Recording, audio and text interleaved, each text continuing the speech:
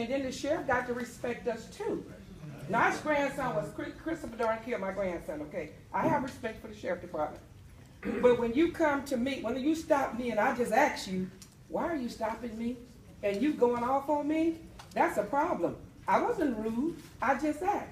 So my question is, I don't know if the council responsible or who is, but we need a group of people that we pay for that's gonna be here, that we know and get to know. Not every week, a different set of people here. And to the gentleman sitting there, you said we had 1 homicide in 2014. I want to actually clarify. Clarify, did we have, how many homicides we had? I thought you said 1. No, ma'am, I said that there was, in comparison to this time last year, there's a total of 2. This time last year, there was 1 homicide. Last year, the total homicide for 2014 was 30. Okay, so we had 30, okay. Correct. Okay. Okay. Now, what he was talking about was year-to-date numbers, so at a 2-month period last year, compared to this year. You're right, though. Let me just jump off on what you said. You're exactly right. You deserve respect. If you get stopped, you should be getting an explanation. Once everything's under control, you get a civil response. That's the way we develop a rapport, by being respectful to each other. So hold us accountable for that. If you're not getting the way you should be treated, let them know at compensation. Let the sergeant know, and we'll take it from there.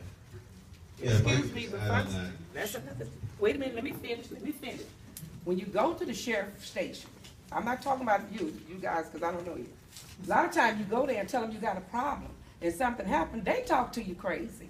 So that's why the people, and I'm telling you my experience, I can't talk about nobody else. They talk to you crazy. It's almost like I just go take matters into my own hand. Well, and some of them, wait a minute, don't even know how to write reports. They don't know how to report. They dug up the copper out of my yard up under the ground, and the guy told me there's no report for that. And I'm telling the man, yes it is. They didn't went in my yard and dug it up. But they didn't take a report. They told me there was no such report. I'm just saying this because these are some of the problems we have here in the city of Compton that needs to be addressed. That's why so many people don't like the sheriff department, because of that. Okay, and let me tell you my expectation as a captain of compensation. If you are having a problem with any deputy, any sergeant, any lieutenant at my station, I expect to know about it. I want you to get a name, and I'll give you my business card. You can call me directly, and I will deal with it. Because as a leader at this sheriff's station, that is not my expectation for anybody at this station. And if that's the method that they want to deal with people at my station, well, we'll just deal with it as we need to deal with it, as administrative. That is not my expectation. So I want to know if you have the names of the people that you spoke to, please let me know, and I will take care of it. And if I could just speak on trainees, you know, we got 4 new trainees at my station effective last week. And every sheriff station in the entire department gets trainees. So I know at one meeting I spoke and everybody was under the impression that trainees came exclusively to Compton Station, but that is not the case.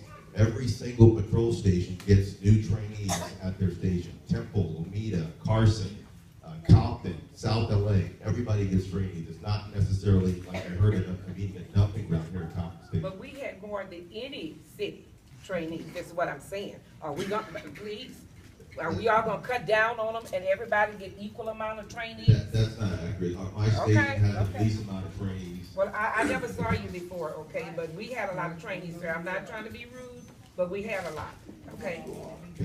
Please. Okay, I'm quiet. I'm quiet, sir. Okay. I'm quiet. If you want to talk, they will be here after the meeting. I said, okay, sir, leave it alone. Who are you anyway? I'm a taxpayer. Can we all get along? They want us to sit here and talk about how the system works and that we need to let the system work. They are killing people over and over and over and over again, brutalizing people, beating people. They're killing people all over this country. The police are murdering people. That's why people have been in the streets for months to say no more of this. And we're supposed to sit here and listen to them tell us how the system works? If anybody in here killed somebody the way they pumped bullets into Myra Cornejo's body on New Year's Eve, we would be in jail immediately. We would be in jail if still alive. shot? Myra Cornejo, they killed her on New Year's Eve. She was protecting her children. Her children had been molested, and she was protecting them, and she was in a confrontation with their father. And the police came and they blew Myra away. And this was after, years after, the police in the LAPD had murdered her brother, had beaten her brother to death. This family has lost 2 children to the police. And days after they killed Myra, they tased the man to death. The sheriffs in Compton tased the man to death. And this is after beatings and murder after murder. We know how their system works. We don't need to let their system work, and we don't need to deal with them. We need to be part of standing up, and we got demands. And our demands are you release the autopsy of Myra Cornejo, you name the police that murdered her, and you indict them for murder. And stop killing our people. I'm not sure if you were here when I'm not sure if you were in the room when I introduced myself, but I'm Rod Bush. I'm the commanding officer in our homicide bureau. It's our bureau that's responsible for investigating that particular incident. So our bureau not only investigates homicides that occur in county areas, but also investigate deputy-involved shootings and sometimes officer-involved shootings for other agencies. So it's anytime there's a police-involved shooting, it's tragic on so many different levels, with the families that are involved, with the employees that are involved, etc. The sheriff mentioned earlier. Is that tragic? Put him in jail. When's the last time you put a sheriff in jail for murdering somebody? The sheriff mentioned earlier about the number of people that come out. Excuse me. We have a meeting.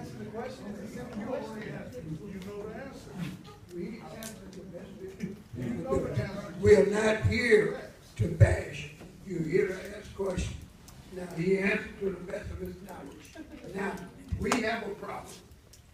There is a problem. That's why we have Excuse me, sir, I have a question. Okay, that's why we have these. There's a process. I have a question. Well, if I can just finish here, I'll kind of explain something. So the sheriff mentioned earlier about the process that we go through. Another thing that occurs is our Internal Affairs Bureau comes out and oversees that internally as well. So in that particular case, when we are finished with the investigation, we complete a book that goes over to the district attorney's office. It's the Justice System Integrity Division, the division within the DA's office, whose sole responsibility is to rule on the legality of the shooting.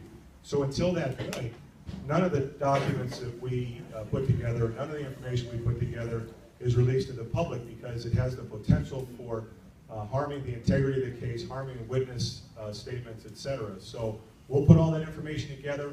It does go over to the Justice System Integrity Division. Now that process does take quite a long time. If anybody in here killed somebody, they would be arrested. Arrest those cops that killed her. And then do your investigation. Put them in jail. And then talk about an investigation. We're supposed to wait and wait and wait while you investigate. When do those cops go to jail?